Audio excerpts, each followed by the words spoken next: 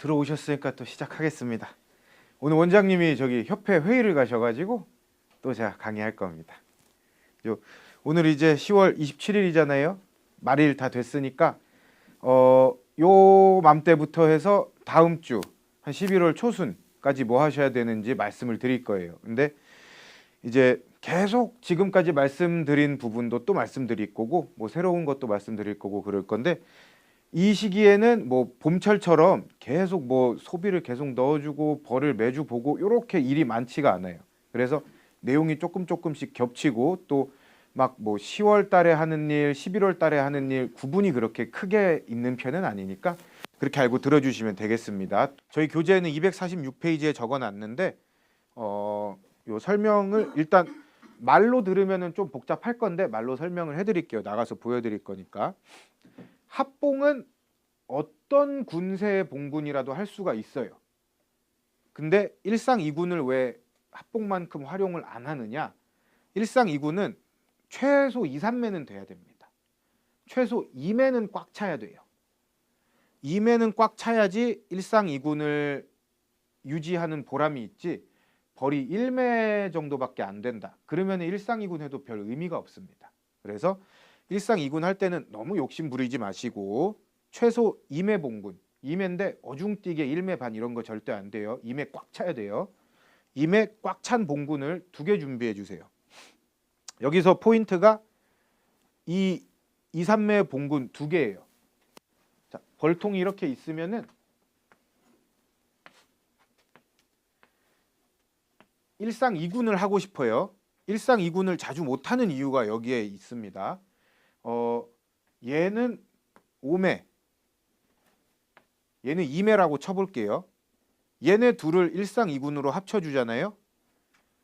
여기 벌이 여기로 다 흡수돼요. 세력 차이가 너무 나니까.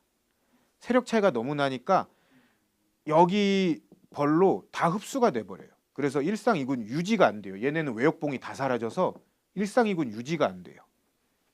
그래서 1상 2군을 할 때는 항상 세력이 비슷해야 됩니다. 2매 정도 되는 벌로 세력이 비슷해야 돼요.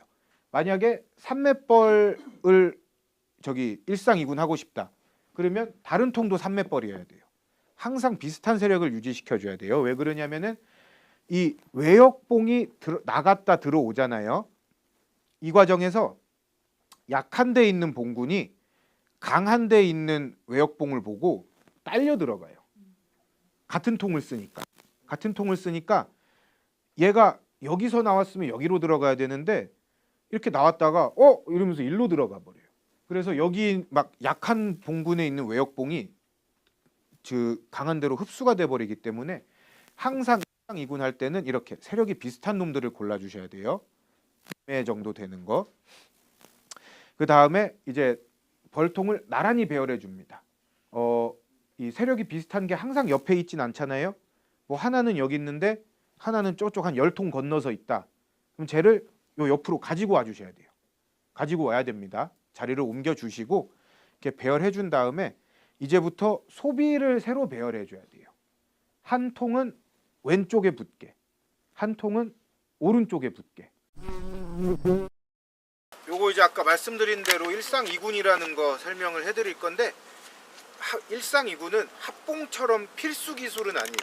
필수 기술은 아닙니다. 왜 그러냐면은 옛날에 이제 자재가 이런 게 좀 열악하고 그랬을 때는 약한 봉군을 살리기 위해서 한 통에 2군 넣어서 하는 기술을 썼는데 요즘에는 월동 자재가 워낙 발달하다 보니까 1매 정도만 돼도 충분히 잘 살아요. 그냥 잘 살아서 필수 기술은 아닙니다. 대신에 여러분들이 알고 있으면은 유용하게 사용할 수 있는 기술이고 또 돈 내고 배우시는데 이런 기술 하나쯤은 배워가셔야지 여러분도 좋은 거고 또 1상 2군이라는 것 자체가 양봉 기술 중에서 가장 고급 기술 중에 하나예요. 이게 가장 어려운 기술 중에 하나여가지고 쉽게 배울 수가 없어요. 근데 이게 뭐 제가 잘나서 가르쳐 드릴 수 있다 이게 아니라 아까 말로 설명드렸을 때 헷갈렸잖아요. 이게 보여주면서 설명할 수 있는 기회가 드물어요. 여러분들 자체도 보면서 쉽게 이해할 수 있는 기회 자체가 드뭅니다. 그래서 제가 오늘 이제 막 이론 같은 게 많이 없는 시기이기 때문에 이런 기술 알려드려야겠다 싶어서 알려드리는 겁니다. 자, 이렇게 해서 벌을 옮겨왔다 하면은 옮겨 오시자마자 해야 될 게 소비 배열을 해주시는 거예요. 갖고 오자마자 왼쪽에 있는 통은 소비가 왼쪽으로 붙고 오른쪽에 있는 통은 소비가 오른쪽으로 붙도록 배열을 해주시는 겁니다. 아주 하실 때 아까 말씀드렸죠. 보온판 3개 넣고 격리판 하나 질러주세요. 자, 왜 3개를 넣느냐? 카메라 여기 찍을 수 있으면 찍어주세요. 이게 제가 임의로 하는 게 아니라 자, 이렇게 할게요. 보시면은 보온판 3개를 넣으면은 이 격리판 위치 있죠. 여기 보시면 이게 소문 위치랑 거의 맞아요. 지금 여기도 보시면 돼요. 나무통도 격리판 3개를 이 보온판 3개를 넣으면은 이 위치가 소비 위치가 거의 소문 위치랑 거의 맞아요. 그래서 3개 넣은 겁니다. 뭐 한 장 넣는 분도 있고 2장 넣는 분도 있고 다양한데 저 같은 경우는 이것 때문에 이렇게 보온판을 3개 넣어주는 거예요. 보온판을 3개 넣고 격리판 칩니다. 그 다음에 소비를 오른쪽에 있는 통은 오른쪽으로 왼쪽에 있는 통은 왼쪽으로 몰아주세요. 이렇게 해놓으시면은 일상이군을 할 준비가 완료된 겁니다. 이 상태로 최소 일주일 정도는 놔두시는 거예요. 일주일을 놔뒀을 때 무조건 일주일 지났다고 일상이군을 하는 게 아니라 일주일 정도 놔뒀을 때 보면은 벌들이 이쪽 입구로 자연스럽게 드나드는 게 이제 눈에 보여요. 얘네들이 막 이런 데로 안 헤매고 여기서 바로 들어갔다 나왔다 하는 게 보여요. 그게 얘네들이 입구를 학습한 거예요. 그 학습이 잘 완료됐다 싶으면은 그때 이제 합쳐주는 겁니다. 할 때 이제 뚜껑을 여세요. 연 다음에 이렇게 2통이 있으면은 나무통에다가 이대로 이 상태로 요거 보온판을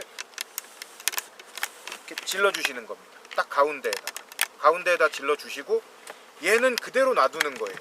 얘는 그대로 놔두고 얘만 옮겨오는 겁니다. 아까 말씀드렸죠. 그대로 다 가져와야 된다고. 그리고 딱 밀어주면은 놀이터가 있어? 쉼통이?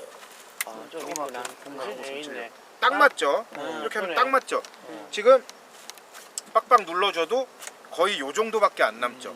이렇게 이 신매상에 딱 맞게 됩니다.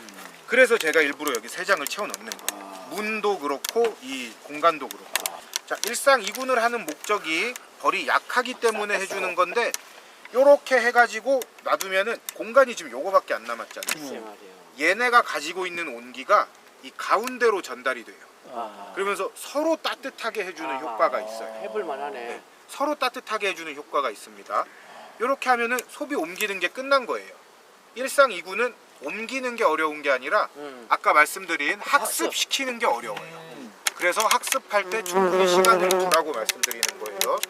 소비 배열이 끝났으면은 소문 바꿔줘야 됩니다.